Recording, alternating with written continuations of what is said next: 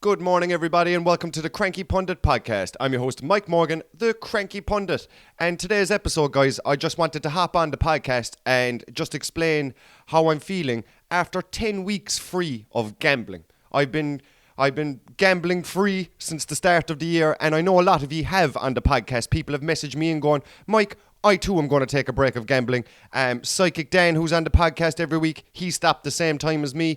There's fellas that listen to this podcast that work in bookies that have reached out and messaged me with support, which tells you all you need to know about the game. Also, in the UK and Ireland this week is the Cheltenham Racing Festival, which is like the biggest racing festival there is. Like, you know, this is when people don't even bet, start betting. Like, my mother has rang me already to, who are you betting? Like, it's everybody in Ireland and England goes betting this week. So this is why I think it's important to jump on right before the Cheltenham starts and go, how are we keeping? How are we feeling about betting? Is everybody happier? Are you missing it? Was there any point where you were like, Jesus, I'd love a bet right now? Do you know? So I'm just going to go over how I am feeling about being 10 weeks free of gambling, how my dopamine levels are, what I'm doing with the time, am I saving money, am I overall a better person, do I feel better for quitting gambling, all that kind of stuff. And if you're out there kind of going, oh man, I'm losing money every day, I've no time, I'm in a bad mood, you know, all that kind of stuff, you probably need to quit gambling just for a while. Now, for myself, I didn't go, I'm never gambling again. In fact, I didn't even say I'm taking 2 weeks off. I didn't even say I'm taking 1 week off. I just needed that day after Christmas and all the Boxing Day fixtures. And like, for me, like, I just explained my story in how I got into betting anyway, right? So again, I don't think I had a massive problem with gambling, but I didn't like where I was with it on a time basis, right? So all my family bet. My grandfather owned the bookies in our town. My father, at a young age, used to help my grandfather with the bookies, go up to the dog track, go up to the race course, do the prices on the board. He was that guy. That's where my family stems from, basically. And I remember being young, just going to the races with my dad and my granddad. And I remember being in a bookies at a young age. Like, you know, I understood odds. I understood gambling. And you know what? That's fine. But it was very normalized for me and my family. You know, I never really thought it was a bad thing. I never thought, and look, if you do it right, it isn't a bad thing. Do you know? But I was just, even before I could gamble, I was gambling. Do you know? Like, my father would do it for me, or, do you know, there was nothing wrong with it. There was nothing like I was having €100 bet. It was like, oh, here, Dad, have a fiver on Fernando Torres to score first. Do you know, out of my pocket money. And that's something I would do every week, maybe, since the age of 13, 14, maybe, you know. And then when I was old enough to gamble myself and go into the bookies, it was never a big deal. I go in once a week, I might have €10 a cume, and that's it. Once a week. That's what I might do. Win, lose, or draw, it's only a tenner, and I have huge enjoyment from it. So if you're a guy or a girl that can keep it to that and enjoys it, I know my father, literally, I just explained, grew up in a betting environment, but he will have one bet every week. On a Saturday, he'll pick 4 horses, he'll do a lucky 15, and that's it. He has the discipline. Do you know what I mean? Where fellas like me, we probably don't, you know? So my life was like that, I suppose. My relationship to gambling was probably a tenner a week, maybe something midweek if I seen something, but nothing drastic. That's what it was. It was a bit of fun, something to talk about with my grandfather, something to talk about with my friends. Who did you bet this week? Have a laugh. No big deal.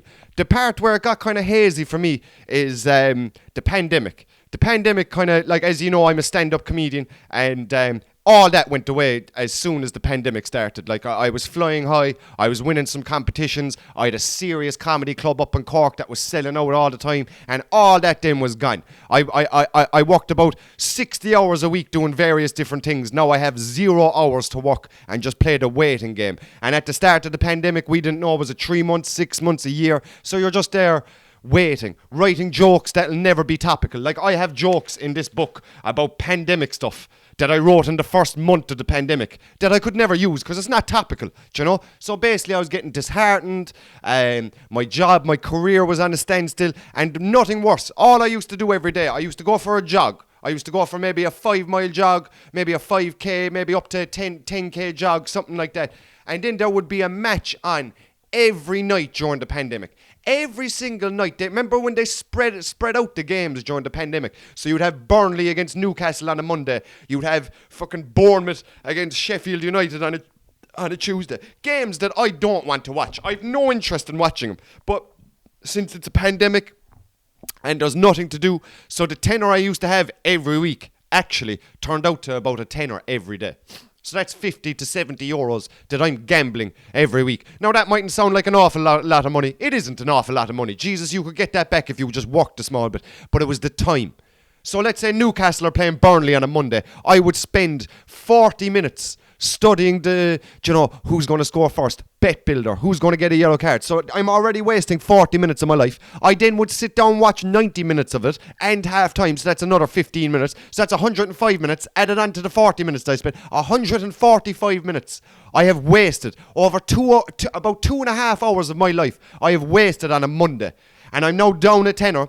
I haven't wrote any jokes. I haven't booked anybody. I haven't made a sketch. I haven't made any TikToks. I haven't furthered my career in any way. All that's happened is I'm down a tenner and I've wasted 2 hours of my life. Now I'm in a slightly bad mood because I've wasted 2 hours of my life. Maybe my girlfriend wants to go watch a movie or something like that and I'm just in the shit mood.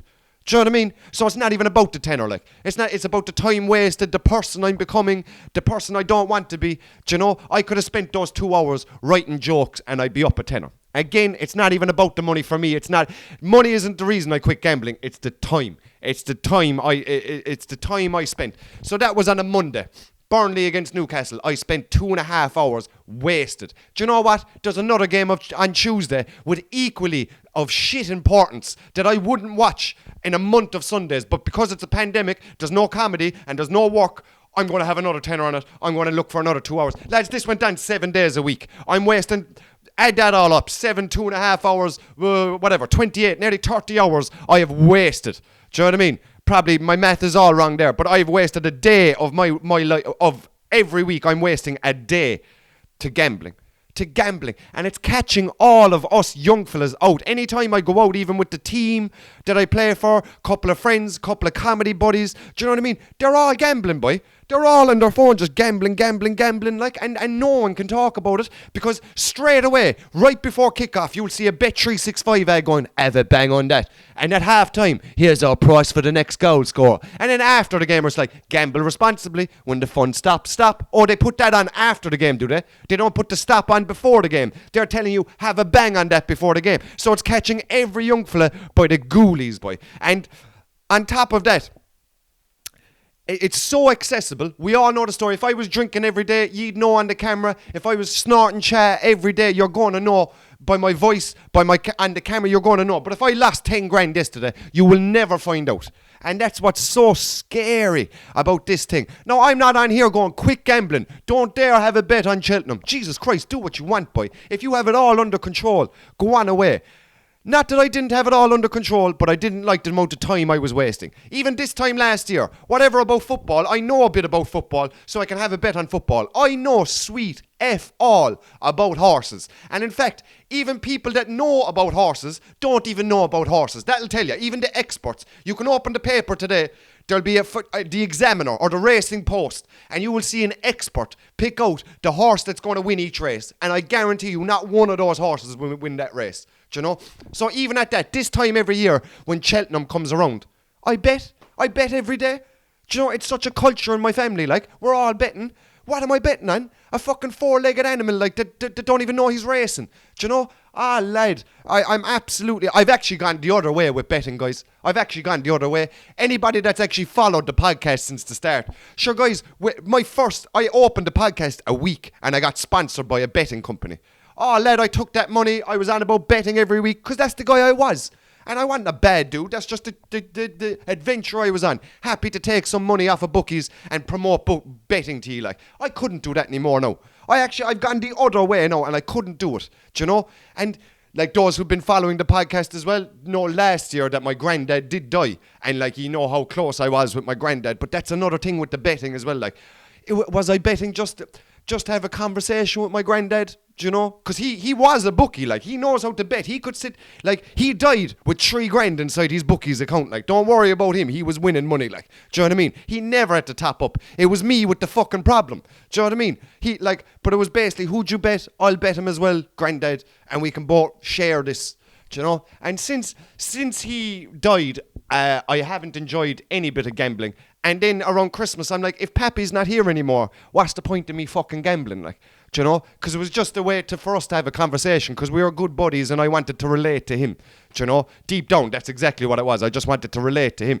But like, yeah, now that he's gone, I don't think I need to be gambling. Now, like I said, I'm not saying I'm a year off gambling. I'm not saying I'm a week off gambling. I'm not saying anything like that. I've just turned the corner and just gone, I'm definitely a happier person. I'm in a better mood. When I come home, I haven't watched that many games. Like, I'd watch every game. And you'd like to think, oh, it's because I love soccer so much. No, mate, it's because you have a tenner on your man up front to get yellow carded. Do you know, there's a big fucking difference between... And then you find out when you don't gamble, what game... You're only watching games because you want to watch the game then. Do you know? My dopamine levels have gone up. I remember the first 2 weeks I gave up gambling, guys, I actually had a bit of a lull in my head. Like, all that bit in my brain that was just getting satisfied every time you'd have a bet or any time you put a euro on, all that thing that was hitting my brain was gone. And I actually hit a bit of a lull, a bit of a down spot in the 2 weeks. I did. I actually was like, Jesus Christ, what's wrong with me? Do you know, it was nearly like a friend to me every day. Oh, fiver here. Thanks, nice one, buddy. We'll hang around for 2 hours today. It's like letting go of a friend, but it's letting go of a bad friend. We've all had bad friends that you go, do you know what, kid? You're no good to my life, boy. I need to get out of this group of friends because all they're doing is taking money off me, giving me bad advice, and taking 2 hours off me a day watching a game. Do you know? It's a bad friend is what he was. That's what gambling was. A bad friend. Acted like your friend, but he was no good to you. Do you know? So that's how I am with the gambling right now. And anybody who has followed the podcast since the start will know that's a complete U-turn from where I was. Now, I'm not blaming gambling companies. I'm not blaming anybody that has... If you like a bet, go bet, boy. Don't be listening to me at all. If you enjoy the podcast, just, I like to be open. I don't like to just go, 2-1 to Bournemouth, 1-0 to Man United. Go to Sky Sports for all that kind of shit. I like to be honest, and people do text in when I'm honest, and I feel like there's a couple of us now on a little bit of a journey, and I think it's right to share how I am getting on in that journey. And that's how I'm getting on, guys. I'm very happy that I gave up gambling.